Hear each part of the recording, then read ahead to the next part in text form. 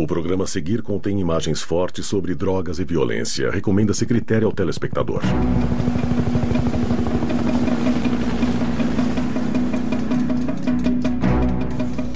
Uma grande carreira branca abre seu caminho até a América do Norte. Do fazendeiro colombiano que colhe uma simples folha verde, até o pescador que um mês depois enche um submarino artesanal de cocaína pura e parte para o México. Então, 2 semanas depois, 40 toneladas da droga são carregadas em um caminhão que cruza a fronteira dos Estados Unidos até o traficante. E finalmente o usuário paga por 1 grama da droga o que pagaria pelo mesmo peso em ouro.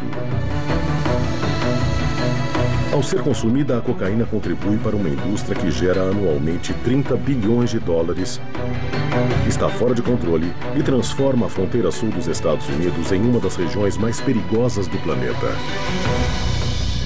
Cocaína, história entre linhas.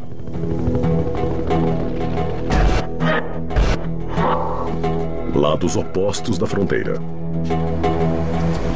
As cidades na fronteira do México são extraordinariamente violentas. Juárez é a mais violenta do mundo. Uma cidade tão próxima da América do Norte e tão perto de El Paso, praticamente nos Estados Unidos, lidera o ranking de homicídios, roubo de carros e muitos sequestros. 35 mil assassinatos em 5 anos. Quantas mortes tivemos nas guerras que estamos travando agora? O problema aqui é imenso, pois analisando a situação, temos 3.200 quilômetros de fronteira. Desses 3.200 quilômetros, pouco mais de 1.800 não sofrem qualquer intervenção das autoridades americanas. O problema da cocaína é muito maior do que se pode imaginar. Se não detivermos o tráfico, se não mantivermos a vigilância aqui, vamos acabar perdendo. E o que está acontecendo no México vai acabar tomando conta deste país. Com 3.200 quilômetros de extensão, a fronteira Estados Unidos-México é o local por onde a maior parte da cocaína entra em solo americano. Os cartéis mexicanos, para os quais sequestro e assassinato são práticas usuais de trabalho, dominam o tráfico. Covas coletivas e corpos esquartejados são fatos cotidianos aqui. E muitos temem que em breve a violência acabe invadindo as ruas dos Estados Unidos.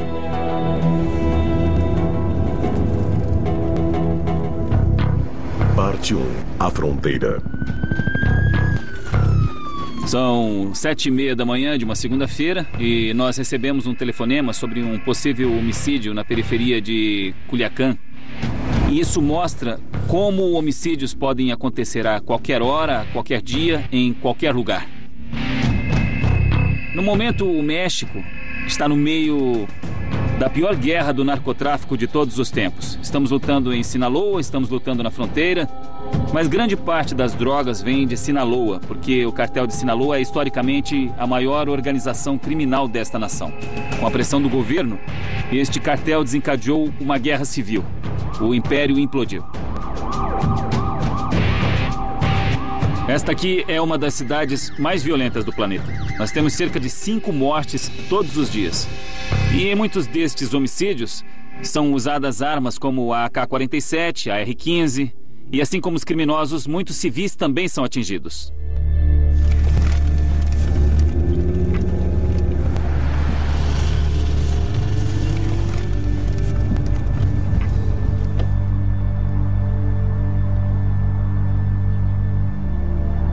Eu acabei de falar com a polícia e eles disseram ter encontrado o corpo de alguém que aparentemente foi raptado, torturado e executado friamente. Nesta vítima a gente pode ver como suas mãos foram amarradas para trás e sua cabeça coberta. E estes sinais mostram que ele foi sequestrado e mantido vivo antes de ser morto. Ele também tem sinais aparentes de tortura.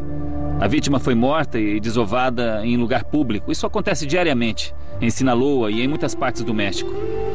O mais difícil é quando os membros da família chegam à cena do crime. Uma mãe chega e diz, meu filho, ou a esposa que chega chorando. Observar seus rostos faz perceber que são vidas humanas, não apenas números. Cada uma das 35 mil pessoas mortas nestes 4 anos por esta guerra do narcotráfico era um ser humano. E o povo está sofrendo porque a guerra continua. Foram mais ou menos 35 mil mortes como esta. A maioria delas desta forma, nos últimos 4 anos. A situação agora está crítica no que se refere a homicídios. É muito fácil cometer um assassinato no México e sair impune. Somente 2% dos homicídios são elucidados e punidos. Hoje, segundo estatísticas do governo mexicano, 71% do território do país são controlados pelo crime organizado e pelos cartéis de drogas.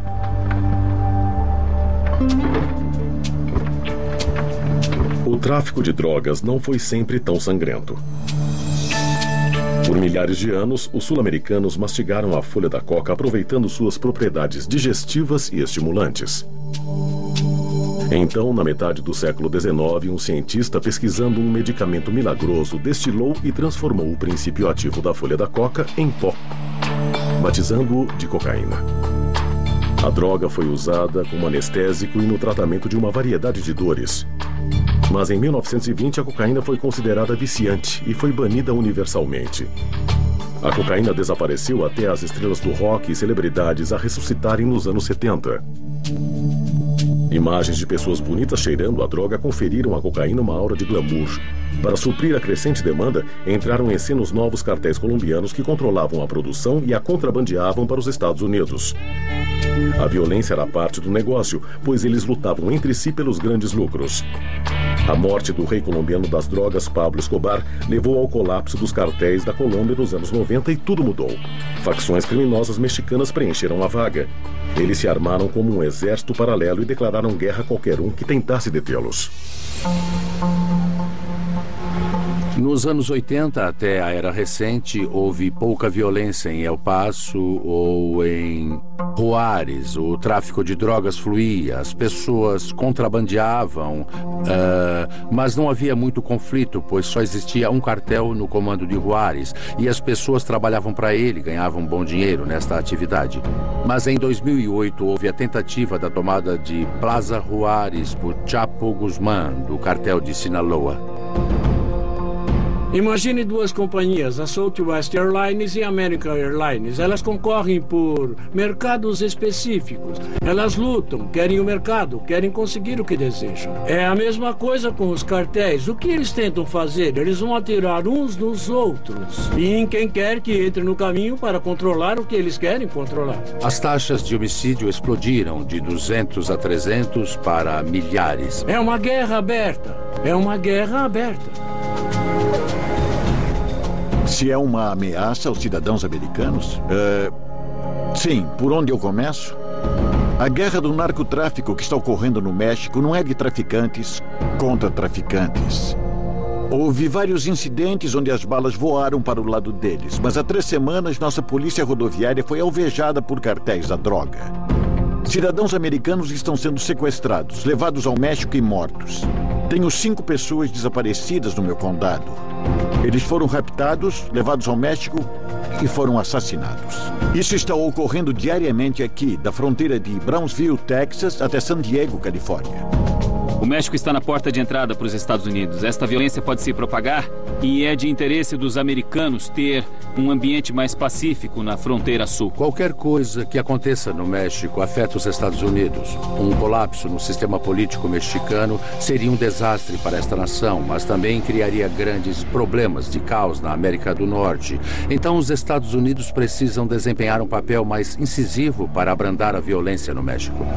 O relacionamento entre as nações é complicado. O México resiste à intervenção norte-americana, pois isto ameaça sua soberania. Os políticos americanos querem se abster de qualquer responsabilidade pelo caos em sua fronteira. Como resultado, há muita conversa sobre o tema, mas pouca ação. Eu andei por aquela fronteira, eu percorri de carro, eu voei por ela, eu dirigi por ela. Acredito que conheço aquela fronteira melhor que ninguém. Você a considera segura? E eu acho que eu posso dizer que ela está tão segura agora quanto sempre esteve. E eu acho que... Aqueles que vivem na fronteira têm uma opinião diferente. Como ela pode ir lá, ficar em frente a milhões de americanos e contar uma mentira dessas? Não passa de uma mentira. Esta fronteira não é segura.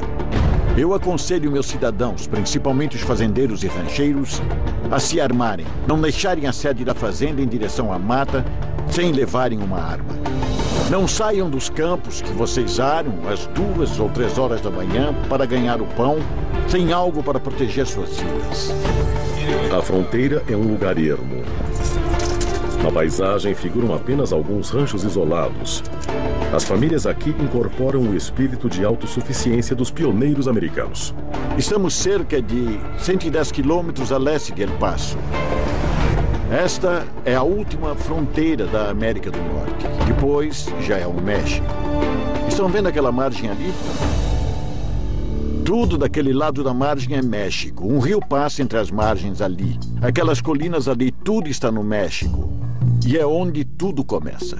É por aqui que a droga entra. É por aqui que o problema começa. Claro que não há uma cerca fronteiriça. Aqui não há policiamento. Você pode cruzar o rio onde quiser. Há épocas em que você nem precisa molhar os tornozelos. Mas a coisa toda não deveria ser desse jeito. A fronteira deveria ser segura. Estas pessoas deveriam se sentir protegidas nesta nação, mas não é o caso. É difícil dormir sem saber o que está por vir, o que está espreitando você. Isso está piorando agora. Um ano atrás, um rancheiro estava checando seu gado, checando a água, e foi ajudar um cara, deitado perto do açude. O cara se virou e matou com um tiro. Não dá nem para pensar em ficar sem arma neste lugar. É simples assim. Se eu acho que posso dar conta de 10 caras, não, mas pelo menos terei a chance de lutar, de talvez conseguir fugir para um local seguro até alguém aparecer para nos ajudar. Nas grandes cidades americanas, existem bairros tranquilos e calmos. Mas de repente as gangues tomam conta do bairro e o lugar perde toda a tranquilidade e toda a calma. As pessoas estão se mudando, estão indo embora. Elas não querem participar disso. A vida como a conhecíamos acabou por causa desses cartéis. Eles arruinaram tudo para todos. Os cidadãos norte-americanos que vivem na fronteira provam que a violência e as drogas não são um problema exclusivo do México, pois também afeta os Estados Unidos e é de responsabilidade de ambas as nações. As duas nações acusam uma a outra. Na verdade, há uma espécie de relação simbiótica entre traficantes, entre o tráfico de drogas México e Estados Unidos. A droga chega através do México ou é produzida lá, mas é consumida nos Estados Unidos. Os peritos estimam que cerca de 30 bilhões de dólares saem do bolso dos consumidores americanos todo ano direto para os cartéis mexicanos. É muito dinheiro e eles vão continuar a lutar por esse dinheiro enquanto A cocaína abriu um grande caminho através da América do Norte. Pode ser ilegal, mas é um grande negócio e, como qualquer outra indústria, é regulado pela lei da oferta e da procura. E nos Estados Unidos, a procura é enorme. Parte 2. Usuários. Tenho 30 anos de idade e uso essa droga há 16 anos. Quanto eu gasto em crack por semana? Talvez uns $1.000. Uns $1.000 ou mais. Eu acho que eu fumo de 100 a $200 por dia. Acho que na minha vida inteira cheirei o equivalente a $500 mil em cocaína. É muito dinheiro. Mas se gostam de você, você acaba não comprando. Outras pessoas compram pra você. Muitas vezes as garotas não precisam comprar coca. A cocaína está em todas as classes da sociedade norte-americana, dos ricos aos pobres e todos entre eles. Segundo um estudo recente da Casa Branca, quase 40 milhões de norte-americanos já experimentaram a droga, alguns aos 12 anos de idade. Eu estava com 15 anos e tinha um amigo mais velho, de 23. Ele era incrível, pois ele tinha um apartamento que ficava em cima de uma loja de bebidas. Ele conhecia todos os traficantes. Basicamente, ele levava um monte de adolescentes para o apartamento dele. Ele dava trouxinhas de coca, de heroína, preparava as carreiras e mostrava pra gente como fazer. Eu tinha 21 anos, quando fui apresentado a cocaína por alguém que nos deu a droga como gorjeta em um casamento. E eu não sabia o que era aquilo, não sabia nem como prepará-la. A cocaína apareceu na minha vida quando eu tinha 18 anos. Eu trabalhava como acompanhante e stripper. E isso é parte da vida de uma stripper. A história é a seguinte. Eu comecei a usar cocaína para parar de usar a heroína. E agora eu uso as duas. Eu venho usando drogas desde os 12 anos. E agora que eu tenho 52 anos de idade, eu ainda tô usando essa porcaria toda. Meus amigos disseram, manda ver. A gente usou e nada aconteceu. E usou de novo e nada aconteceu de novo.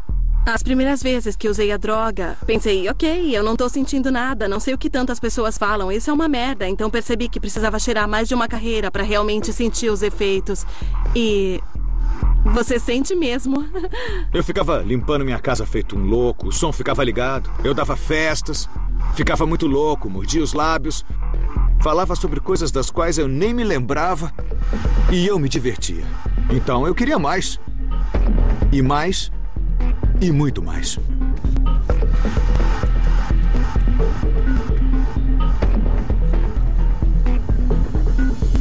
Eu tenho uma mesa de jantar de vidro escuro.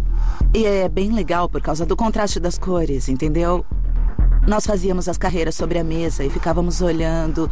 E quando você se curva sobre ela, dá pra se ver um pouco. É bem engraçado. É o tipo de atitude que a gente tinha a usar. Isso devia ser uma coisa boba e divertida. São 3 as principais formas de consumir cocaína. A mais comum é inalar ou cheirar a droga. Para cheirar a coca, você pode fazer um monte ou uma carreira. Você pode pegar uma chave de carro, enfiar a chave na trouxinha e dar uma cheirada. Você pode formar carreiras finas com a droga. É isso que eu faço, é o que a maioria das pessoas faz. Pega a trouxa de coca, joga um pouco sobre a mesa, faz as carreiras, pega uma nota de $1 e... lá vem ela pra dentro. Às vezes é difícil manter toda a cocaína no nariz, e então você pensa, ok, eu tô quase lá, então...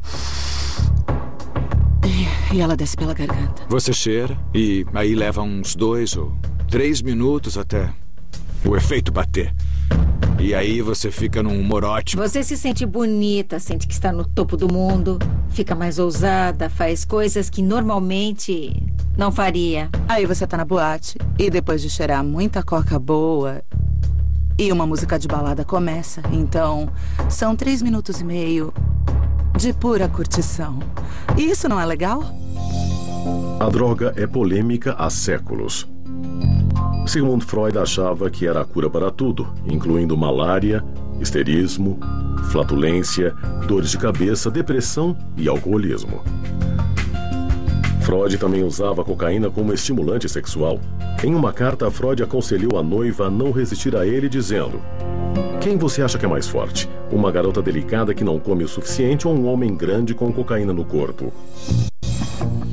Cheirar é rápido, fácil, pode ser feito em quase todo lugar. Mas por levar tempo até atingir a corrente sanguínea, o efeito é abrandado. Então, algumas pessoas injetam a coca. Ela flui mais rápido, o efeito é mais forte. Antes de tirar a agulha do corpo, eu já sinto o gosto da coca na boca. Injetando a droga, você fica mais alto com menos cocaína. Esse aqui é o recipiente onde eu coloco a água para encher a seringa.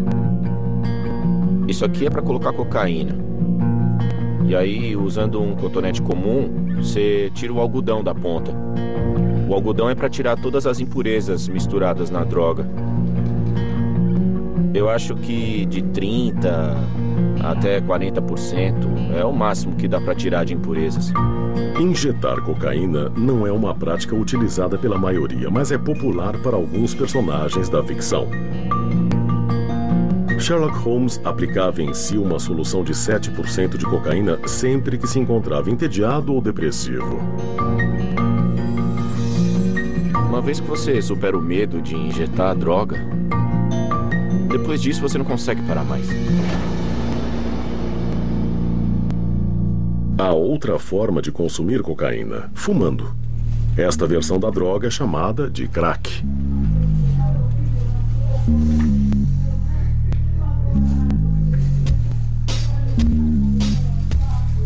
Você puxa bem devagar. Então segura a fumaça e depois a expele.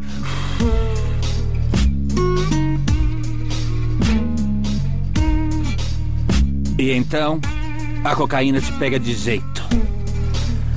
Para produzir o crack, a cocaína é misturada ao fermento de pão e água para então ser aquecida. Há duas razões para se fazer essa droga. Pedras de crack podem ser vendidas em porções pequenas e baratas, e fumá-lo traz um efeito imediato e avassalador. Mas as consequências podem ser devastadoras. Esta droga afeta as pessoas de forma diferente. Alguns mudam a personalidade, outros ficam paranoicos, outros ficam quietos, alguns querem limpar a casa inteira. Ficam ativos. Depende da qualidade da cocaína. Se for ruim, a coisa pega. Esta droga afeta a sua vida. Você não fuma o pó, porque o pó não traz o mesmo efeito que a cocaína transformada em crack traz. Nós que usamos o crack gostaríamos de tê-la na forma mais pura. Em alguns minutos, se a cocaína for boa, os espasmos vão começar. Os espasmos normalmente ocorrem após o consumo do crack e eu estou começando a perder o controle da minha boca, se puder notar. No momento, eu estou um pouco tenso. É isso. Tenso. Não consigo controlar meus pés e tudo está saindo fora do meu controle agora.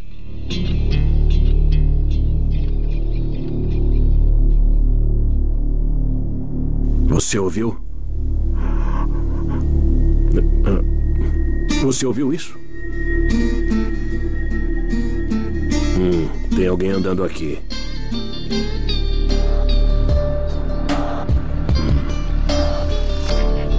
O efeito são 15 minutos de glória. Depois eu preciso fazer tudo de novo. Tudo igual, do mesmo jeito.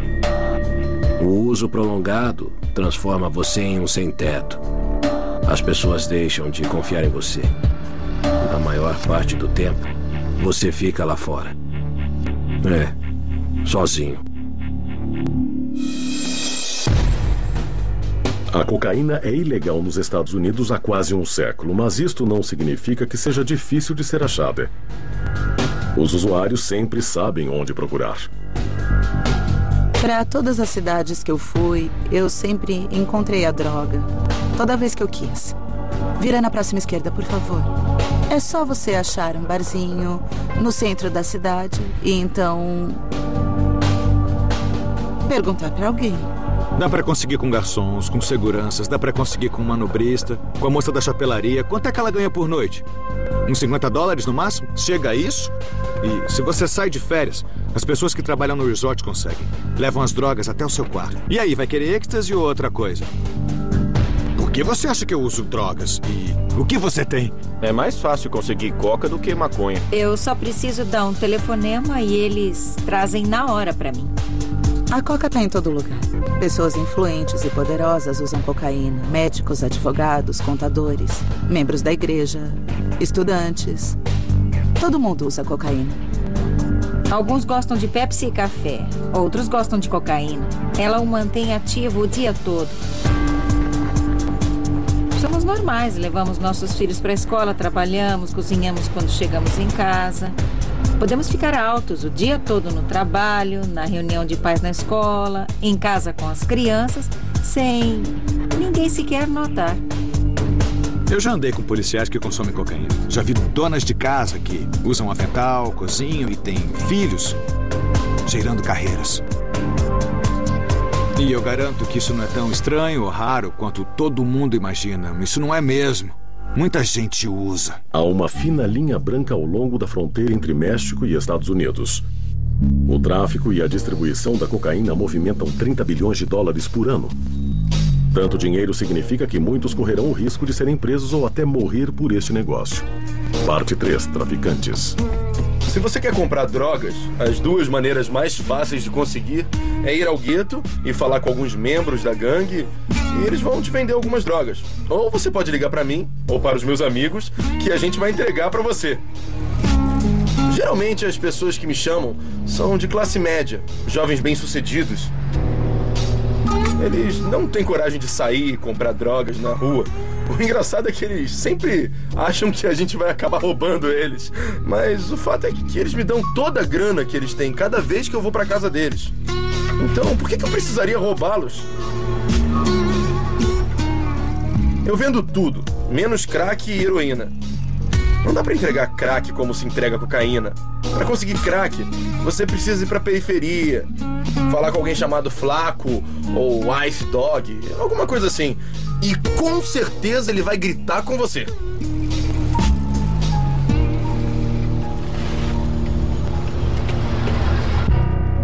A cocaína sempre foi um meio rápido de ganhar dinheiro. Mas quando o crack surgiu nos anos 80, os lucros triplicaram do dia para a noite.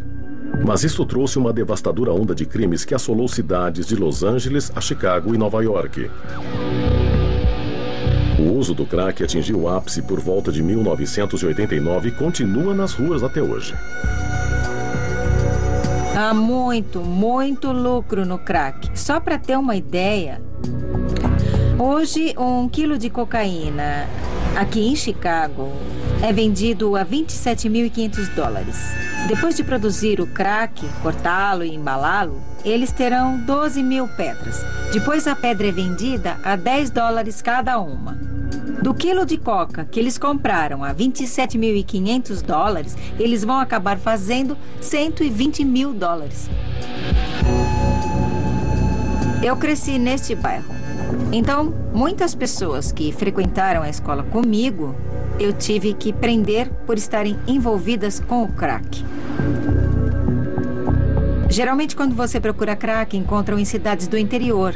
Miami, Los Angeles, Chicago, Nova York, sempre em bairros pobres. Por $10, você fica louco. Eles dizem que é inacreditável.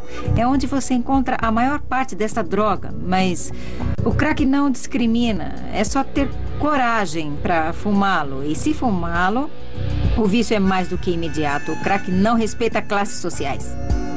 O primeiro nome do alvo é desconhecido e o sobrenome também. Ele atende pelo apelido de Reno. O alvo geralmente sai de casa entre... O crack é um grande problema em Chicago e nos subúrbios. Prisões são feitas o tempo todo, mas os policiais mal conseguem dar conta. A polícia de Country Club Hills recebeu uma denúncia recente sobre um traficante de crack operando em uma casa do bairro. Eles estão se preparando para invadir.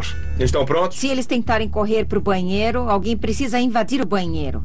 Se um deles correr para lá, vamos invadir o banheiro imediatamente. Repita, qual a sua tarefa? Eu pego o ariete e arrombo a segunda porta. Gus, qual é a sua tarefa? Entrar. Sua tarefa? Invadir para surpreender. Todos prontos? Todo mundo aqui. Ok, peguem o equipamento. Tudo bem. Já pegaram? Já. Ok. Para que a missão seja bem sucedida, os policiais precisam agir rápido. Eles precisam invadir a casa antes que o suspeito tenha tempo para reagir, seja destruindo as drogas ou pegando uma arma. Qualquer atraso pode ter consequências fatais. Estoura a fechadura, depressa! Polícia, mandado de busca, pro chão! Vamos lá, abaixem-se! Abaixem-se! Mãos pra trás! Porta da frente! Vamos! Mãos pra trás! Polícia, mandado de busca! A casa tem porão? Não tem ninguém! Tem um porão aqui? Aqui também não! Porão, vamos! Vamos! Eu sei que alguém me dedurou. Isso não acontece assim. Entendeu o que eu digo, cara? Isso não acontece assim. Eu sei que alguém me dedurou. Porão limpo! Não tem ninguém aqui! Tá tudo limpo. Aqui também não! Tudo limpo. Você tem direito de ficar calado. Tudo que disser poderá ser usado contra você. Na verdade, eu tinha uma operação tranquila. Não era como nos anos 80 ou 90, em que tinha que ficar na esquina. Isso era antes, quando os celulares eram grandes e caros. Então precisávamos ficar na esquina. Eu não preciso fazer isso agora. Então, se você for comprar drogas comigo... Se for comprar drogas comigo, é assim, cara. Você liga no meu celular e me fala o que quer. Aí me encontra no quarteirão. Você liga enquanto estiver chegando no bairro. Eu já tô fora antes mesmo de você ligar, entendeu? Eu fico andando por aí. Olha, cara, eu tenho 1,97 m, então você vai me ver. Entendeu? Aí eu fico andando até te ver. Aí eu entro no carro. Não passa de mão em mão. Eu entro dentro do carro. Você me larga no próximo quarteirão. Assim eu posso ver quando você vai embora. Eu não sei o que você vai fazer quando partir, mas eu posso vê-lo seguindo pelo quarteirão. E também posso ver se não tem polícia vindo desse lado. É o mais tranquilo possível. Muitos se esquecem de que a cocaína um dia já foi legal e amplamente utilizada. No final do século XIX, um químico italiano fez um vinho popular de cocaína chamado Mariani, que foi apreciado pela Rainha Vitória e pelo Papa. Então, próximo ao início do século XX, um farmacêutico da Geórgia, John Pemberton, criou uma bebida não alcoólica de cocaína que se tornaria a bebida mais popular do mundo, Coca-Cola.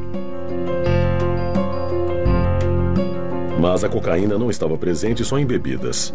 Ela vinha em comprimidos e até cigarros. O Congresso proibiu a droga em 1914 e tornou ilegal sua venda e distribuição. Hoje, se você for pego vendendo cocaína ou crack, irá para a prisão. Acabou. Pra mim chega de vender crack, maluco. Não dá nem pra fazer isso. Eu nem posso... Tem muito dedo duro por aí. Pra eu acabar como? A polícia de Chicago realiza anualmente mais de 40 mil prisões por drogas, mas o ritmo das vendas nunca parece diminuir. É uma coisa constante. Todos os dias a polícia cumpre mandados de busca por drogas. Em algum lugar de Chicago e subúrbios. Todos os dias. Com a mesma rapidez com que os tiramos das ruas, outro traficante ocupa a mesma casa e começa... A cocaína viaja em uma direção, norte. Começando nos confins da América do Sul, a droga abre caminho rumo ao norte até os Estados Unidos. A última parada antes de chegar às ruas é o grande traficante. Ele é o que tem mais a perder e também é o elo mais perigoso do processo. Existem vários tipos de traficantes, mas, na minha opinião, podem ser classificados em duas categorias. Aqueles que precisam de empilhadeiras e os que não precisam. Eu sou um traficante com uma empilhadeira e um caminhão. Parte 4. Distribuidores. Na minha vida, fiz pelo menos 20 milhões de dólares. Um dia típico para mim era abrir às 4 da manhã e vender drogas até umas 9 da noite. Era como ir a um posto de gasolina, encher o tanque e pagar a conta. Filas. Filas de pessoas querendo comprar. Aquilo era tudo. Não tínhamos feriado. No Natal vendíamos drogas. Ano Novo vendíamos drogas. Páscoa vendíamos drogas. 4 de julho vendíamos drogas. Se é pra destacar só uma coisa boa, a melhor coisa em vender cocaína é o dinheiro, com certeza. É o dinheiro. Eu tô falando de uma soma em que é necessário pagar pessoas pra contar pra você. 30, 40 mil por dia. É muito dinheiro.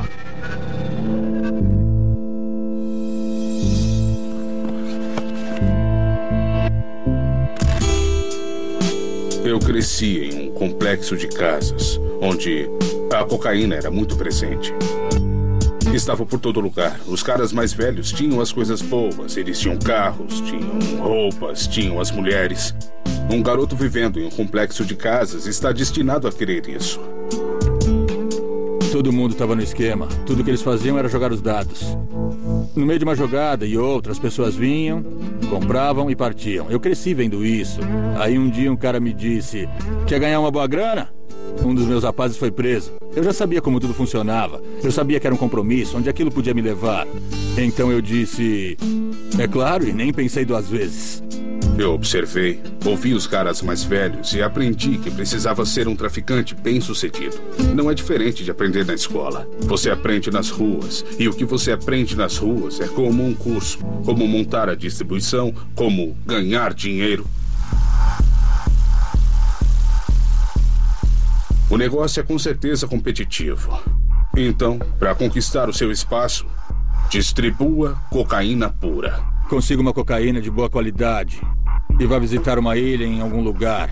Vá para Colômbia, vá para Miami, South Beach, Nova York, tanto faz. Distribui seu produto lá e em 2 semanas eles vão te esperar para conseguir o que na cabeça deles é a coca de melhor qualidade que tem ali. Seu nome e seu produto serão aprovados. Uma vez que a clientela está estabelecida, seu nome será consolidado, pois você provou que tem a melhor coca que existe. A maneira de ganhar dinheiro vendendo drogas é simples. Construa uma clientela fiel vendendo o produto puro. Depois, com o tempo, multiplique os lucros diluindo a droga. Acabei de colocar farinha. A coca de hoje nas ruas tem somente 15% de cocaína na mistura. Uma grama se transforma em 2. 2 se transforma em 4. E antes que você perceba, eu vou estar te vendendo um monte de lixo. Mas você já vai estar viciado na minha droga.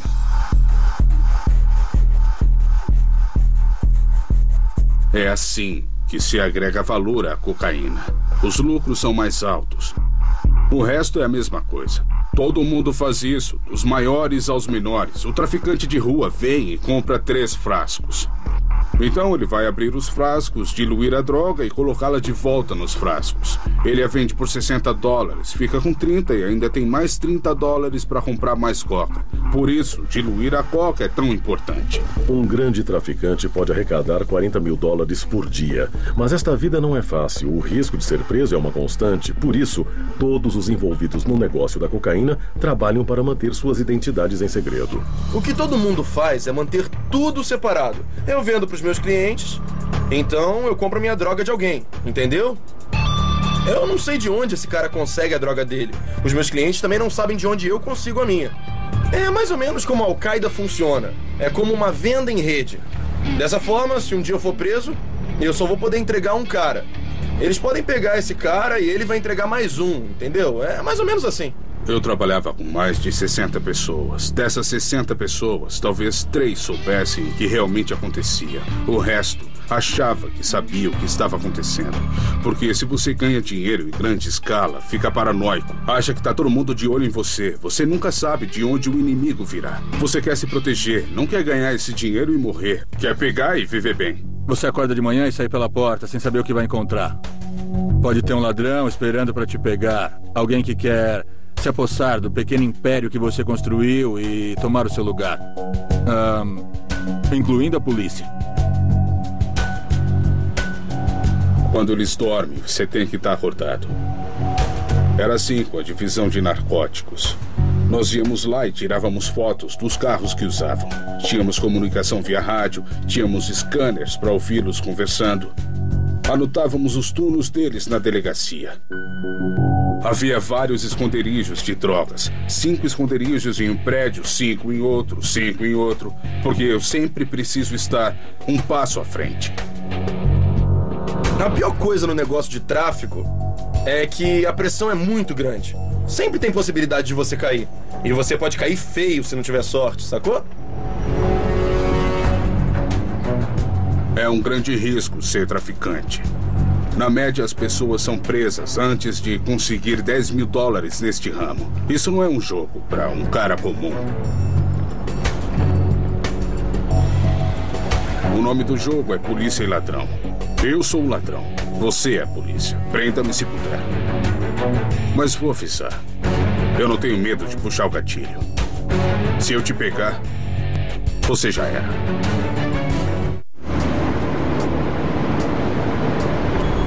A cocaína traça seu caminho pelas ruas dos Estados Unidos, mas sua rota mais difícil é trilhada antes mesmo que ela chegue aqui.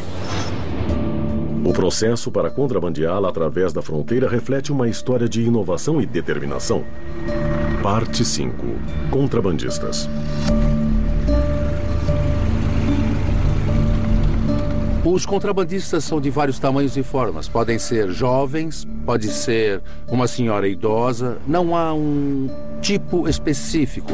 Ocasionalmente pegamos contrabandistas que estão com a família toda junto e, às vezes, a família é inocente, não sabe de nada. Mas, às vezes, todos estão envolvidos. O volume de tráfego nos pontos de checagem torna o nosso trabalho muito mais difícil. Este ponto, em particular, opera 24 horas por dia e o volume diário é de aproximadamente 7.500 a 8.000 carros e 6.500 a 7.000 pedestres. Em média, 112 mil pedestres e 205 mil veículos cruzam a fronteira do México para os Estados Unidos a cada dia. É fisicamente impossível examinar todos, mas qualquer um deles pode estar portando cocaína. Todo mundo pensa que eu sou empresário. Eles não têm ideia de que eu faço contrabando de drogas. Nem ideia. Você tem que ser um camaleão. Tem que enganar tudo e todo mundo o tempo inteiro. Esse é o meu trabalho. Eu vou dar uma ideia. Seu patrão liga e diz: Jake, temos 105 ou 125 quilos de coca que tem que ser entregues. Onde? Vamos supor, Illinois. Tá legal. Eles não querem saber como eu vou chegar lá. Eles não estão nem aí. Eles só querem que eu chegue lá. Eu vou ser responsável por isso. Eu arranjo os motoristas, arranjo os carros, arranjo o que for necessário. Leilões de carros, nosso melhor amigo. Imagina um lugar chamado Bowling Green, no Kentucky, lar do Corvette. Todos os anos eles promovem um encontro de Corvettes, vai gente do mundo inteiro. Antes disso, eu compro 5 Corvettes da seguradora e os carrego com drogas. Os 3 carros. O carro da frente é o Pace Car. Ele mantém a velocidade e tudo mais em ordem. O outro carro é o do contrabando. Ele anda no meio. Os carros do meio estão carregados. Nós atravessamos o país. Já fomos até parados pela patrulha rodoviária. Quando a gente está nesse ramo, tudo que você faz gera uma ideia. Essencialmente, o principal meio de contrabando são carros e caminhonetes que transportam grandes quantidades de cocaína através da fronteira e do país. Estas máquinas elaboradas estão entre os veículos mais customizados da estrada. Este veículo do cartel foi apreendido indo do México a Chicago carregado de drogas. Abrindo aqui atrás, isto parece o porta-malas normal de uma minivan, mas, na verdade, é um compartimento oculto com capacidade para até 50 quilos de cocaína. Há uma dobra no carpete bem aqui. Não é normal haver uma dobra de um lado até o outro desse jeito. Se olharmos nesse lado da van, verão que o carpete encaixa perfeitamente na lateral. No outro lado, o carpete está para fora. Se olharmos embaixo da van, há uma caixa construída debaixo do porta-malas que vai além, muito além do step. O step está a cerca de 15 centímetros mais baixo do que deveria. Para um policial treinado, é um indicador de que há um compartimento oculto no veículo. Os compartimentos secretos precisam de 2 dispositivos para serem operados. Os cartéis fazem de propósito, pois não querem que os compartimentos sejam abertos acidentalmente por outros criminosos e menos ainda pela polícia. Este veículo precisa estar funcionando e o desembaçador traseiro ligado. Então, há 2 botões ocultos na área de carga. Os botões secretos deste carro estão escondidos debaixo do carpete para que não sejam detectados pelos policiais. Se pressionarmos um botão, a porta do compartimento oculto se abre. Há uma área de carga que se estende por 1,20 m embaixo do assoalho do porta-malas. Dentro do veículo, quando abordado, havia 50 quilos de cocaína. 50 quilos de coca dá mais de 100 libras de droga. É mais ou menos a quantidade que preencheria uma lata de lixo comum. Eu já ganhei muito dinheiro fazendo isso. E já perdi muito dinheiro. Em 4 meses, perdi $256 mil no cassino. Isso foi num cassino. E eu era VIP em muitos cassinos. Antes do 11 de setembro, eu costumava usar os aeroportos. Era tão simples, tão ridículo. Tínhamos roupas adaptadas. Fazíamos isso quando o tempo era curto. Já cheguei a levar 5 quilos de uma vez, de avião. Mas isso foi nos bons e velhos tempos. Os bons e velhos tempos. Mas como dizem, nada dura para sempre. Tem uns que ainda usam aviões, mas na maioria das vezes é um trabalho interno. O contrabando através de aviões ficou mais difícil depois do 11 de setembro, mas ainda é feito. Um suborno aos oficiais da segurança torna isso possível. As pessoas que carregam a droga são chamadas de mulas. Elas são apenas uma engrenagem da máquina que opera em ambos os lados da lei. Eu já trouxe muita coca. Já estive em meio a muita coca e conheci alguns traficantes. Conheci melhor alguns deles e um dia me perguntaram se eu queria viajar para eles e trazer algumas drogas. E eu disse que sim. Uma pessoa me conseguiu o passaporte e agendou a viagem. Nós fomos a Amsterdã em 4 ou 5 garotas, direto para um hotel. Ficamos lá cerca de 5 dias. Nós saímos, compramos alguns sapatos, fizemos compras e voltamos ao hotel. Não tínhamos permissão para deixar a área do hotel. Eles pegaram os sapatos e os levaram para uma oficina, onde foram abertos, preenchidos com droga e selados novamente. Os sapatos pareciam nunca terem sido tocados, como se tivessem acabado de sair da caixa. Depois foram embalados e trazidos por nós de avião aos Estados Unidos. Pegamos táxis separados e uma pessoa nos recebeu em um lugar. Fomos ao depósito de drogas. Eles pesaram a droga para se assegurar de que ninguém estava drogado, de que ninguém havia roubado um pouco para uso pessoal. Recebemos a outra metade do nosso dinheiro e fomos cuidar de nossas vidas e esperar um novo telefonema, avisando quando iríamos de novo. É um negócio muito bem estruturado. A polícia na fronteira, a alfândega, guardas no aeroporto, todos são pagos. Até os detetives da narcóticos nos Estados Unidos. Eu realmente acredito que todo mundo tem um preço. Na economia de hoje, isso tá pior. Sabem como eles têm agentes na patrulha da fronteira? Antes tinha uns 2 ou 3 na folha de pagamento. E dizíamos a eles: vamos mandar para vocês um carro preto, uma caminhonete preta, seja lá o que for. As pessoas não percebem que é um engodo. Eles pegam o que eles sabem. Geralmente, quando eles pegam algo maior, um caminhão com 2 toneladas de coca ou coisa assim, é porque alguém não pagou. O governo norte-americano apreende quantidades diferentes de cocaína de ano para ano. Em 2005, eles pegaram 58 toneladas. Em 2009, o volume caiu para menos de 20. Os traficantes alegam que parte da droga foi entregue deliberadamente. Às vezes mandamos um cara passar pela alfândega sabendo que o veículo vai ser apreendido. O cara não sabe disso, cai numa cilada. Mas ele não tem antecedentes. Checamos antes. Vai ser preso como muro. A polícia não vai pedir cooperação. Ele não vai aceitar, vai se calar e cumprir sua pena. Vai pegar 2 anos no máximo. Algumas pessoas recebem uma boa quantia em dinheiro para cair, permitindo que a maior parte das drogas entre. Os traficantes pagam os advogados. Você será preso e uma fiança será estabelecida. Eles o tirarão de lá, pagarão 25 mil por um advogado e talvez pegue umas 150 horas de serviços comunitários. Ele mostra lealdade e recebe em lealdade. Ele vai ter um emprego eterno, contanto que eu esteja no jogo. Tudo se resume a dinheiro. Você é muito bem pago. E isso é o que o mantém no ramo. Os traficantes pagam aos seus empregados grandes somas em dinheiro para garantir a lealdade. A ameaça de morte garante o silêncio, mas nem sempre. Se as pessoas perdem a vida, perdem. Todos os dias. Mas não perdem a vida porque perderam o carregamento. A maioria perde a vida porque fala demais. É isso que está errado na sociedade atual. Não existe mais lealdade no jogo. É por isso que você vê o que está acontecendo na fronteira.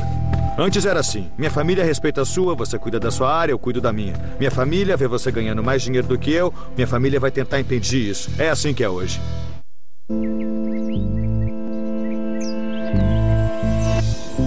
Os Estados Unidos são o maior importador de cocaína e 90% desta droga vem através da fronteira com o México. Com 30 bilhões de dólares em jogo, não é surpresa que os cartéis do narcotráfico façam qualquer coisa para proteger seus interesses. O que choca é a crueldade de seus atos. Desde 2007, eles cometeram mais de 22 mil homicídios. Parte 6. México. Eu vou levar vocês até o cemitério Jardines del Humaya, um cemitério em Culiacán, onde muitos dos grandes capos estão enterrados, assim como muitos de seus soldados e tenentes. É um exemplo incrível de como o tráfico de drogas celebra a morte e a extravagância, com uma quantidade enorme de dinheiro. Estes são alguns dos mais extravagantes e incríveis túmulos que você encontrará no planeta. Alguns têm 2 andares, ar-condicionado, alguns têm até mármore italiano. Eles contrataram os melhores pintores, arquitetos para projetá-los. É uma indústria. Os estilos extravagantes que há nos túmulos têm até um nome próprio: narcoquitetura. Em alguns lugares, nós vemos modelos de aviões mostrando seus pilotos. E eles tiravam cocaína da Colômbia. Às vezes, um lugar onde há uma pequena tumba perto de um enorme e extravagante túmulo. Eles gastaram 250 mil dólares em mármore italiano. E isso mostra o sucesso. Se você é um jovem nessa comunidade e pensa: o que eu vou fazer para viver? O salário mínimo é de 5 dólares por dia. Você imagina uma vida sempre apertada, nunca tendo grana suficiente, mas eles preferiram ser ricos, ter glória, ter mulheres. Todas estas coisas extravagantes por um tempo. E quando morreram, estas enormes tumbas foram erigidas para mostrar que eles viveram e conquistaram alguma coisa.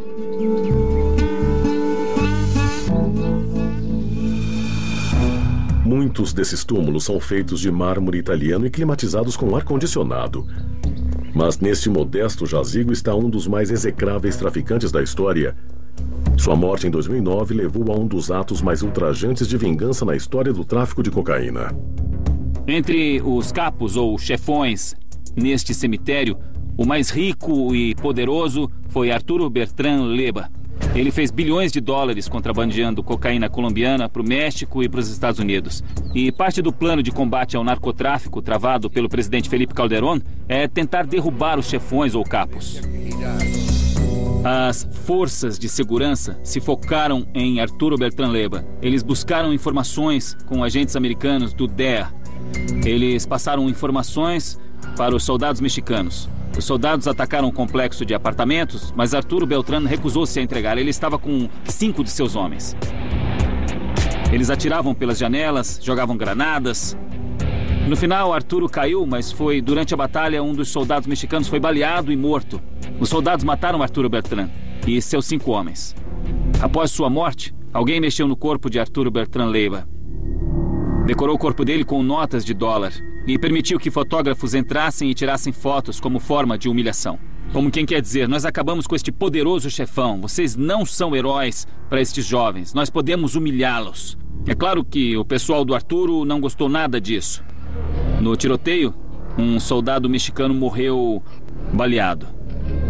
No dia seguinte, o presidente lhe prestou uma homenagem durante o sepultamento.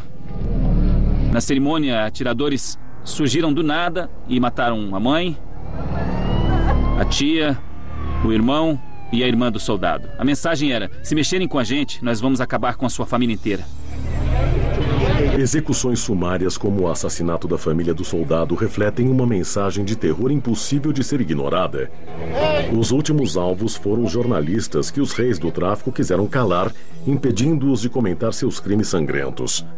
Apesar das ameaças, o premiado jornalista Fernando Brito vem tentando atrair a atenção do mundo para a crescente violência no México através de suas fotos de homicídios.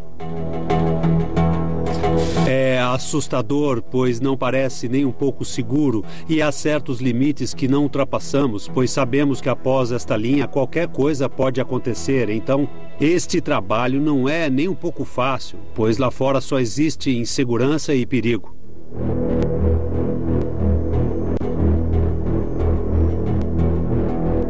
Existem muitas coisas acontecendo aqui. Não é um jogo.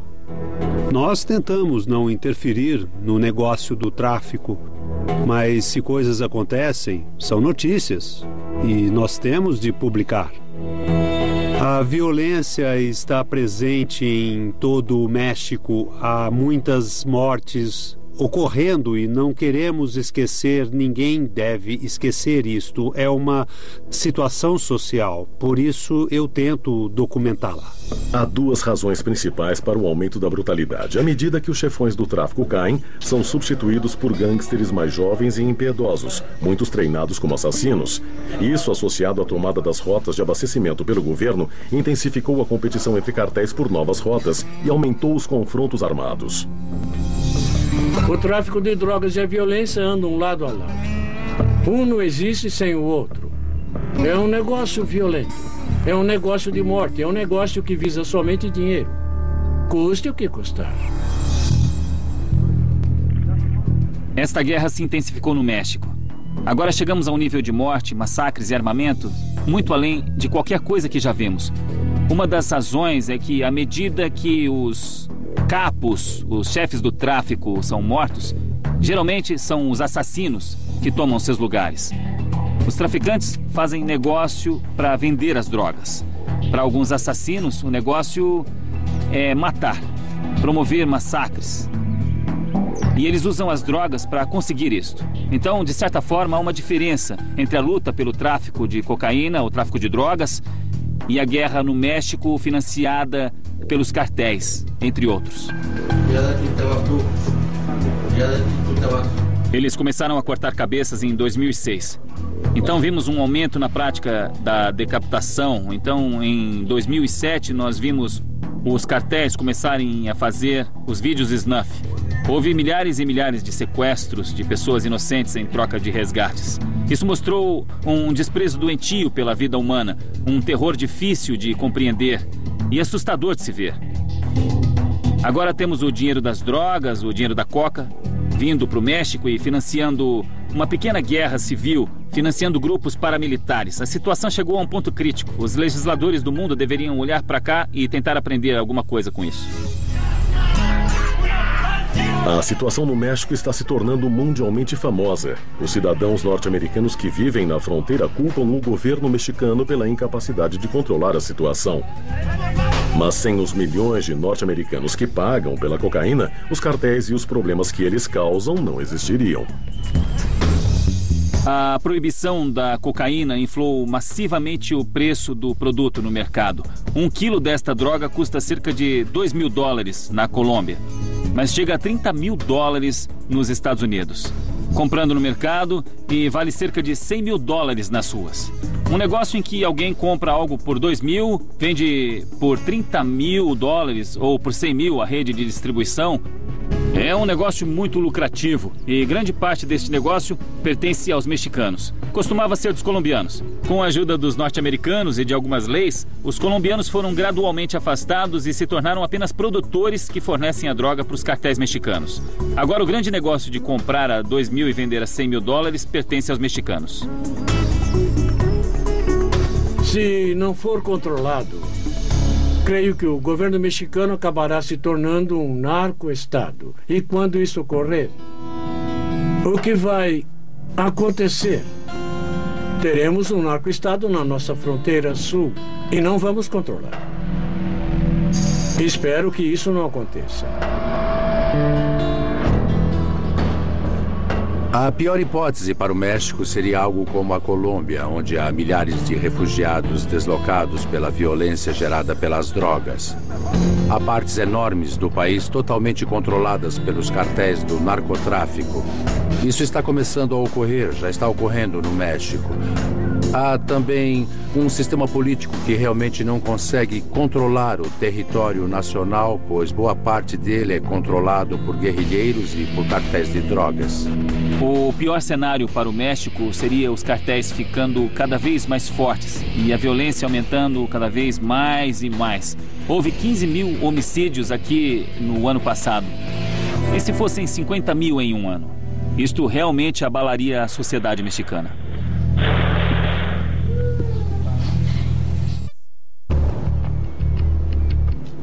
A cocaína representa um negócio de $30 bilhões por ano nos Estados Unidos. É um jogo perigoso e letal que ceifa a vida de milhares de pessoas anualmente. Por décadas, o fluxo de drogas para a América do Norte foi controlado pelos cartéis colombianos. Embora os mexicanos tenham se encarregado do contrabando, os colombianos ainda estão a cargo da produção. Os governos mexicano, colombiano e norte-americano se uniram para combater estas operações. Mas a cada vitória dos governos, os contrabandistas mudam de tática, às vezes de forma bem engenhosa. Parte 7. Colômbia. Há alguns anos, os colombianos controlavam a maior parte da coca que entrava no país. A maior fonte de renda deles era a cocaína. Então, no final dos anos 90, início dos 2000, eles começaram a deixar a distribuição a cargo das organizações mexicanas do narcotráfico. Levar a droga ao México é relativamente fácil. Eles a vendem aos mexicanos e deixam os mexicanos enfrentarem todos os riscos inerentes ao transporte da coca aos Estados Unidos. Eles perceberam que a margem de lucro obtida por quilo é similar à que teriam se distribuíssem a droga diretamente na América do Norte. As técnicas que os contrabandistas usam mudam constantemente. Eles mudam, nós mudamos. Basicamente, é um jogo de gato e rato. Basicamente, eles começaram a trabalhar com barcos velozes. Então começaram a utilizar barcos de pesca. Agora usam semi-submersíveis. Os traficantes vêm utilizando semi-submersíveis desde 1993. Encontramos o primeiro naquele ano.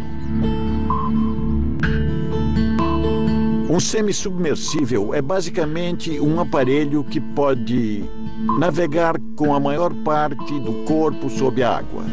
Isso torna muito difícil para os radares detectarem a embarcação. Os cartéis recrutam pescadores para pilotar estas precárias embarcações. As condições são terríveis, a temperatura é alta e a circulação de ar péssima. A viagem ao México pode durar 10 dias e os semi-submersíveis são geralmente sucateados após uma jornada. Mas eles podem transportar até 5 toneladas de coca e os pilotos são muito bem pagos. Este homem fez 2 viagens bem-sucedidas antes de descarregar 4 toneladas de cocaína em um barco da polícia disfarçado. Ele acabou extraditado para uma prisão americana, onde cumpriu 8 anos e 9 meses. Eles me ofereceram $200 mil pela viagem. Eu aceitei o trabalho. Eu fiz o trabalho. Resolvi fazer. Há muita pobreza e poucas oportunidades de trabalho.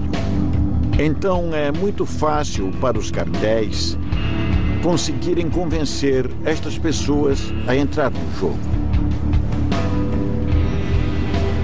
O meu pai era pescador e tudo o que eu queria era ser um pescador como ele. Mas o problema na Colômbia é o combate do governo aos traficantes de droga. Eles não criam trabalho para o povo. Eu quero comprar uma casa para minha família e dar boa educação para os meus filhos também. Mas a única maneira que encontrei de fazer isso foi traficando drogas. A primeira vez que eu tentei, eu fui pego e cumpri 7 anos em uma prisão norte-americana. Mas tudo que eu estava tentando fazer era sustentar a minha família. A pessoa que está na embarcação não é o traficante, é alguém que precisa de dinheiro para poder alimentar os filhos em casa. Este é o grande problema social. As pessoas são tão necessitadas que se veem forçadas a fazer isso, pois não há outro recurso. E o governo não ajuda em nada. São os cartéis que ganham dinheiro. É isso que acontece. O cara que faz a viagem, esse não ganha nada. Não ganha absolutamente nada.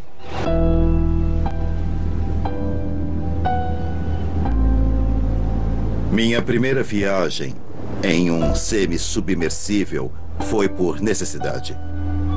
Eu fiz essa viagem porque eu precisava de tratamento médico para minha esposa, que sofria de epilepsia. Ela estava muito doente. Foi uma jornada de 12 dias em que não se via nada, absolutamente nada. Eu era guiado pelo GPS. As condições de ventilação eram péssimas. E eu comi muito mal. Eu fiz uma viagem de 2.400 quilômetros da Guatemala até o México, onde um barco pesqueiro de atum norte-americano pegou a carga de 3 toneladas de cocaína. Deste ponto em diante, ficamos à mercê da vontade dessas pessoas, à disposição do que quiseram fazer com a gente. O primeiro semi-submersível foi capturado nas águas da Costa Rica em 2006. Ele foi chamado de Pé Grande, devido a rumores de que os semi-submersíveis já eram utilizados há anos e ninguém jamais havia visto um. A guarda costeira começou a ver uma média de 10 por mês. Então, os cartéis foram ainda mais fundo. O que aconteceu é que, com o tempo, a tecnologia evoluiu e os traficantes estão utilizando métodos mais sofisticados, equipamentos mais modernos, todos os tipos de coisa. Os semi-submersíveis foram concebidos para evitar a detectação dos radares da barreira eletrônica que os Estados Unidos criaram. Anos atrás, os norte-americanos aprenderam a detectar o fenômeno radar acústico. Os traficantes começaram a pensar numa forma de mudar a tecnologia e fizeram submarinos. Os submarinos oferecem vantagens significativas em relação aos semi-submersíveis. Eles podem transportar mais carga, são muito mais difíceis de se detectar e podem durar várias viagens.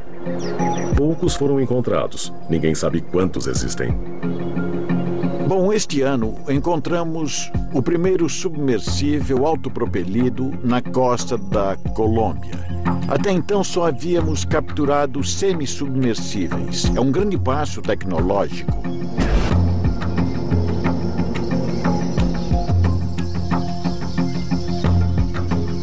para a construção dos submarinos.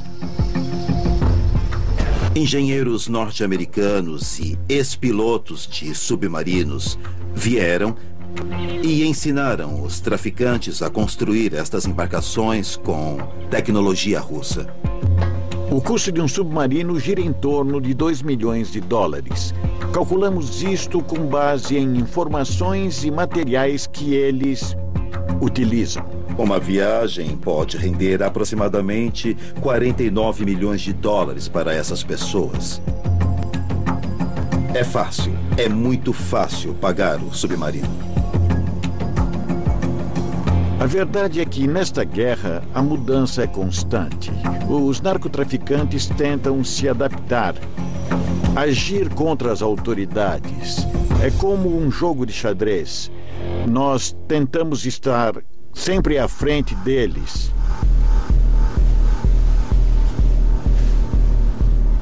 Podemos esperar talvez máquinas controladas remotamente que possam ser operadas de outra embarcação. A uma distância de 16 quilômetros, será muito difícil detectá-las. A tecnologia é conhecida e está sendo usada agora. Não em embarcações controladas remotamente, mas em aviões. Eles estão usando aviões com tecnologia GPS de dupla frequência que podem transportar 2, 3, 5 quilos no máximo. E há outra pessoa no lado norte-americano da fronteira com um GPS e um controle remoto. Eles se comunicam um com o outro. A pessoa do outro lado pega o sinal e pilota o avião. Isto é o que eles vêm fazendo na fronteira México e Estados Unidos. A tecnologia é conhecida. É muito conhecida. Eu diria que é um jogo de gato e rato. É isso que é. A história da cocaína é a história das Américas. Os Estados Unidos são o maior mercado para esta droga. O México controla o contrabando para os Estados Unidos. Os colombianos a fornecem para o México, mas tudo começa no Peru, onde a cocaína nasceu. Parte 8. Peru. Esta é a coca. A aparência é inocente, uma folha verde. Mas é a partir dela que a cocaína é refinada e trazida via submarino através das Américas do Sul e Central até os Estados Unidos, onde oficiais corruptos são pagos para ajudar no contrabando. Lá, a droga acirra a violência entre gangues de rua que lucram com sua distribuição. É aqui que a história começa. ¡La parte de 57! ¡Viva el Perú! ¡Viva el Perú, carajo! Neste momento, estamos numa região conhecida como VRAE. Esta é a região central de floresta na Cordilheira dos Andes. Os militares construíram uma maquete da região que mostra todas as bases do Sendero Luminoso, um dos grupos narcoterroristas mais eficientes desta região. O Sendero Luminoso é uma organização militante comunista que surgiu em 1980 e disseminou uma guerra terrorista no Peru por mais de uma década. O governo acabou capturando seus líderes e dispersando suas forças. Mas a facção ressurgiu em 2003. Desde então, os ataques à polícia e aos civis continuam. Mas desta vez, eles parecem mais interessados em colher os frutos da venda da cocaína do que em derrubar o governo.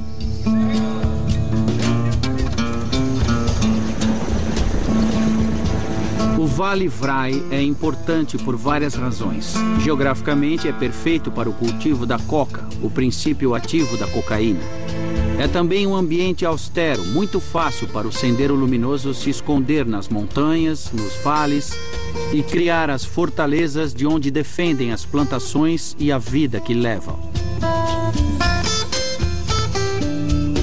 A principal missão aqui é combater o narcoterrorismo. Isto inclui detectar, identificar e erradicar aqueles que cultivam a coca, a transformam em droga ilegal e a exportam. Este é o Forte Pichari, a linha de frente na luta peruana contra os produtores de cocaína. O forte é o lar de 300 soldados cujas unidades de comando patrulham a selva ao redor em busca de laboratórios de cocaína. Ontem à noite recebemos a informação de que há alguns laboratórios de refino ao sul daqui. Nós vamos pegar o helicóptero e, em conjunto com as unidades de comando em terra, sobrevoaremos um dos laboratórios, onde eles processam a coca in natura e a transformam em cocaína. A coca vem sendo usada há séculos nesta região, por suas propriedades medicinais, curativas, em rituais espirituais. Também é usada comercialmente como aditivo para comida, doces, balas, muitas finalidades.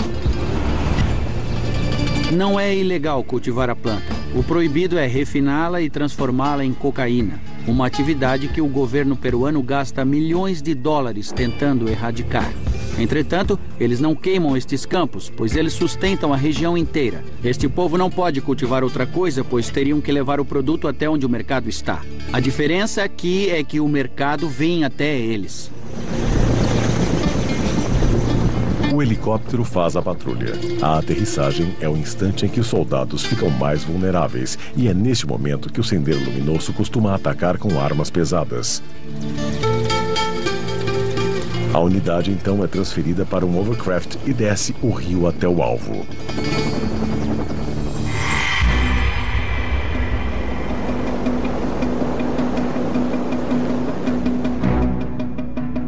Nas duas margens do rio, na região Vrai, há plantações de coca. Podemos ver áreas na plantação onde a coca foi colhida para ser levada aos laboratórios, processada com agentes químicos e transformada em cocaína para venda. Já houve esforços no passado por parte da polícia, dos militares, para erradicar a plantação de cocaína. Mas a resposta a esta tentativa foi uma revolta popular. Os militares estão fazendo o melhor que podem para equilibrar a balança do que é ilegal, do que é legal e do que impede que as pessoas que vivem nesta região morram de fome.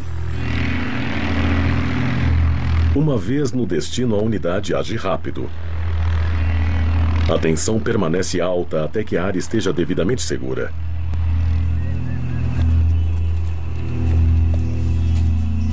Um ataque surpresa é impossível, pois os motores do hovercraft alertam as pessoas que processam a cocaína nos laboratórios. À medida que a unidade se aproxima, o nível de perigo aumenta.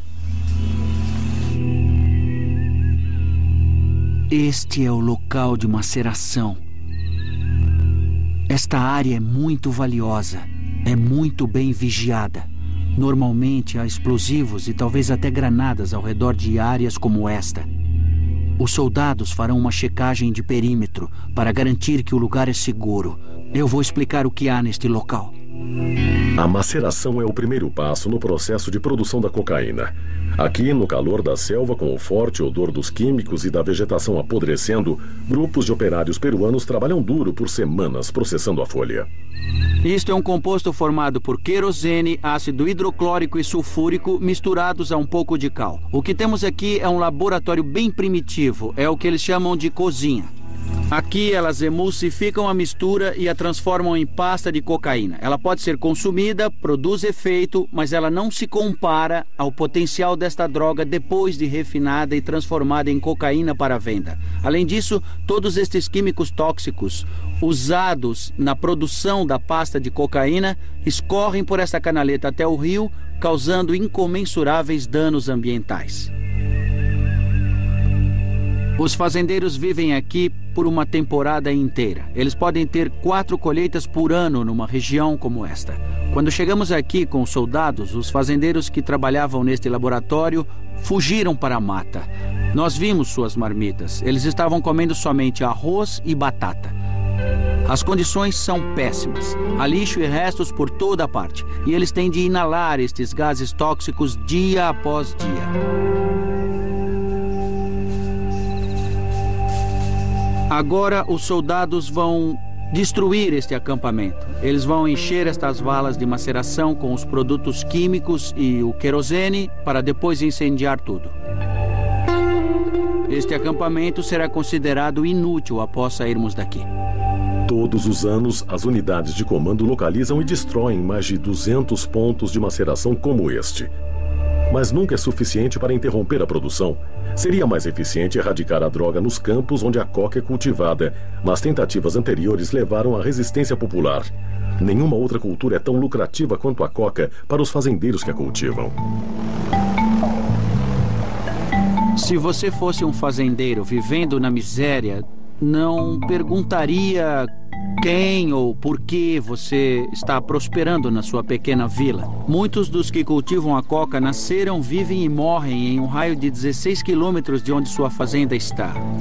Agora o governo está tentando levar ajuda humanitária para estas regiões. Estão tentando realizar operações de desenvolvimento econômico. Infelizmente, as organizações do narcotráfico são melhores neste ponto. Em troca, conseguem a ajuda e o apoio da população local. A cocaína vem deixando uma trilha de sangue através das Américas. Ela atinge os ricos e os pobres, criminosos e agentes da lei, os mortos e os vivos, todos vítimas da guerra que é travada até hoje. Junho de 1971, o presidente Richard Nixon declara guerra às drogas. 2 anos depois, cria a Drug Enforcement Administration. Em 40 anos, já gastamos $1 trilhão, 40 milhões de prisões foram feitas e ainda assim, a cada 18 segundos, alguém é pego comprando ou vendendo drogas nos Estados Unidos. Senhoras e senhores, eu gostaria de resumir para vocês a reunião que acabei de ter com os partidos e líderes. Eu comecei a reunião com esta declaração que acredito que precisa ser feita à nação. O inimigo público número 1 dos Estados Unidos é o uso de drogas. Para combater e derrotar este inimigo, é necessário criar uma nova ofensiva. Eu pedi ao Congresso para providenciar a autoridade legislativa e os fundos para financiar este tipo de ofensiva. Esta será uma luta mundial, mas para termos uma força bem-sucedida, precisamos de mais dinheiro. Consequentemente, peço ao Congresso $155 milhões em novas verbas. Caso o dinheiro seja liberado, e eu deixo claro para os líderes que, se não for o suficiente, que se nós pudermos usar mais investimentos serão feitos. Parte 9. A guerra às drogas. Eu tenho um nervo pinçado no meu braço. É uma paralisia, segundo o médico. É um pequeno entorpecimento. Eu posso ter atingido uma veia do jeito errado ou lesionado um nervo ou algo assim. Eu não sei, mas eu já me acostumei com isso.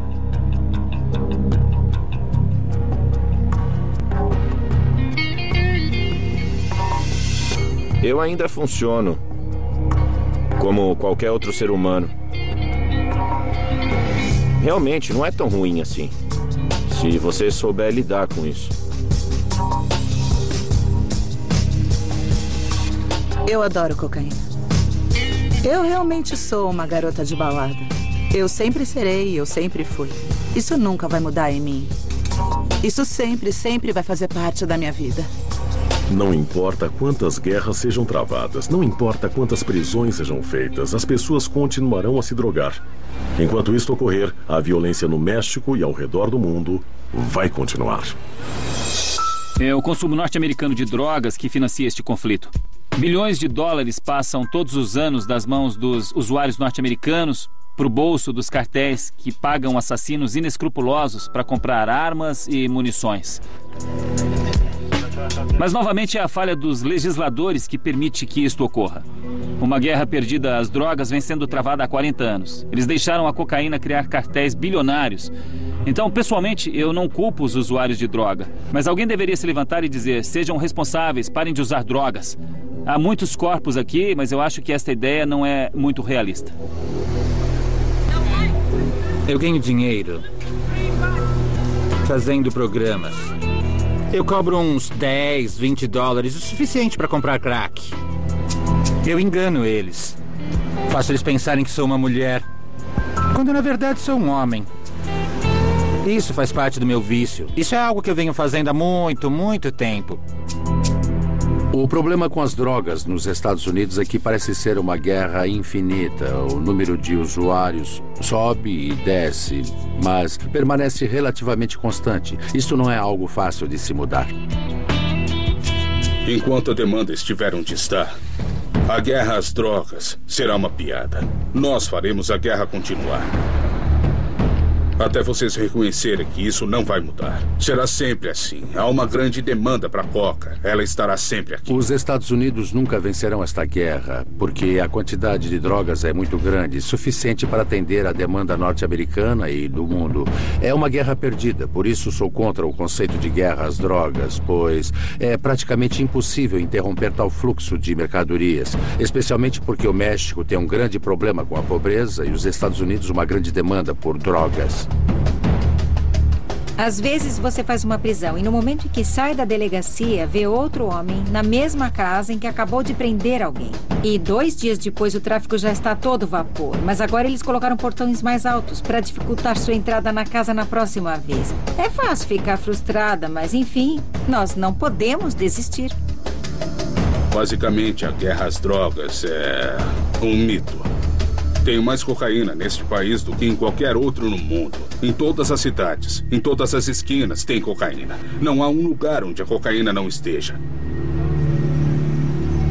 É isso que mantém o ciclo fluindo, é isso que mantém o tráfico, é isso que as pessoas usam. É por isso que o tráfico nunca vai acabar. É por isso que a guerra às drogas é uma besteira.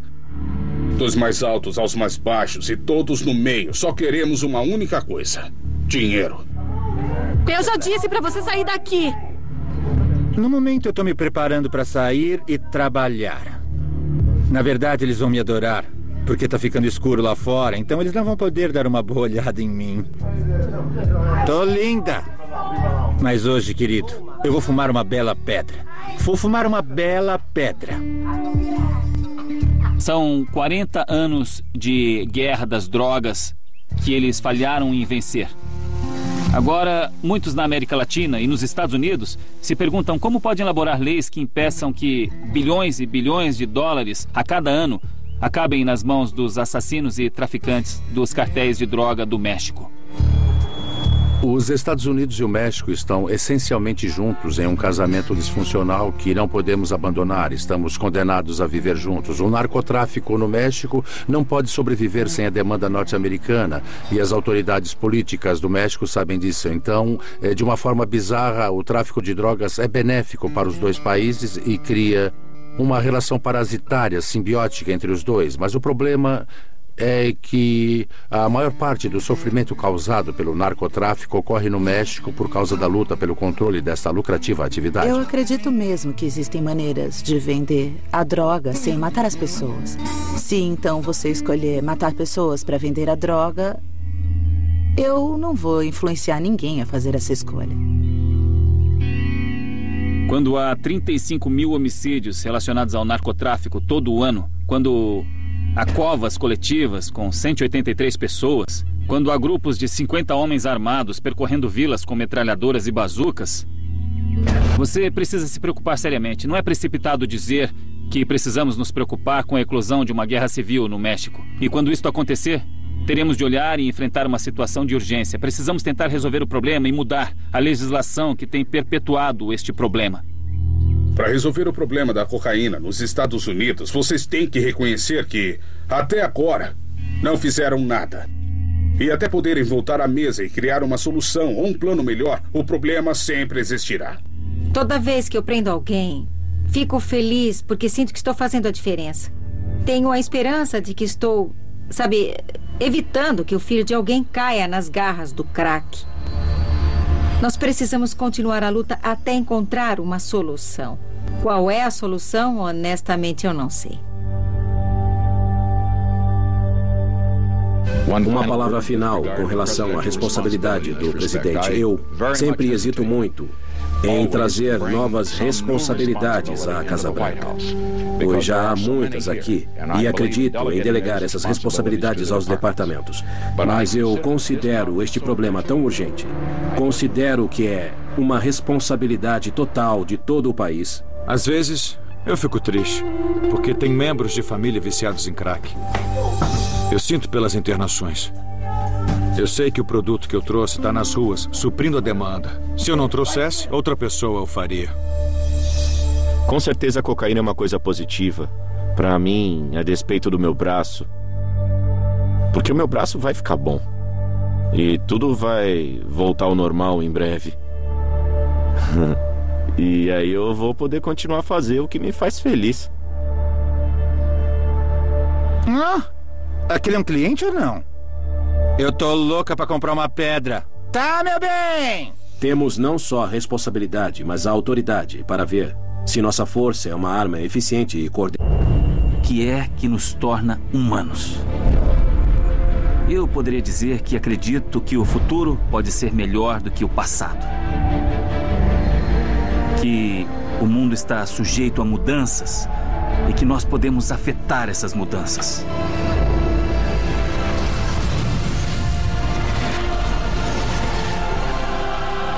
A premissa do programa é apresentar a história de todos nós, 7 bilhões de pessoas, de uma forma nunca vista antes. É a história de como chegamos onde estamos hoje. Se analisarmos a humanidade como uma espécie e o fato de que 99,999% de todas as espécies se extinguem, nós não deveríamos sobreviver. E, ao longo do caminho, a humanidade encontrou diversos obstáculos incríveis. Essa é a história do maior azarão de todos. Na série vamos ver uma grande variedade de pessoas e o que une todas elas são as mudanças que enfrentaram. Às vezes são pessoas famosas, outras vezes são pessoas más, que mudaram o mundo de forma inesperada. Queremos dar um exemplo disso. Mas muitas vezes nos focamos nas pessoas que mudaram a história e das quais nunca ouvimos falar. São aqueles momentos e eventos inesperados que deram início a grandes mudanças históricas. Uma decisão muito importante que nós tomamos no início foi garantir que toda a história que contamos tivesse um impacto sobre quem somos hoje. Costumamos pensar que história e ciência são temas muito distintos. Mas o que vemos aqui é que estão entrelaçados de uma forma surpreendente. É o que estamos apresentando aqui. A ciência dentro da história. Apresentamos a meteorologia, as ciências naturais, a geologia, a física, a biologia, a química. Porque tudo isso tem um papel extremamente impactante. Sem entender tudo isso, temos uma visão muito limitada de como os seres humanos evoluíram e se tornaram quem são. Ao aceitarmos que as forças do universo tiveram um papel maior, a história se torna mais emocionante. Um dos segredos para envolver as pessoas nesse tipo de série é contar histórias e criar personagens com quem possa se identificar. Se nos encararmos como uma espécie que, na verdade, não deveria ter sobrevivido, começamos a perceber que quase fomos extintos várias vezes, que em muitos lugares poderíamos não ter sobrevivido. E vendo o amplo leque que a série apresenta, vemos a aventura incrível que criamos. É o tipo de série que dá vida à história, que nos envolve e nos faz mergulhar em muito drama e grandes superações. Isso torna a narrativa empolgante e a história mais comovente.